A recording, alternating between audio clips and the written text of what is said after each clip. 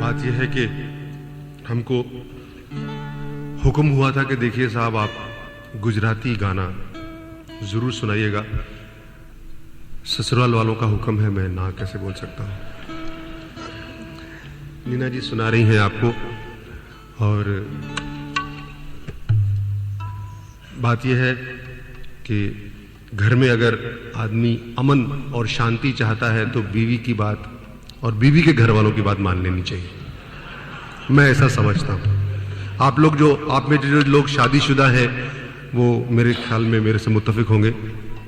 और मैं ज़्यादा गुजराती बोलता नहीं हूँ, ना ज़्यादा गुजराती गाता हूँ, तो इसलिए मुझे माफ़ कीजिएगा, दामाद समझ के माफ़ कर दीजिए।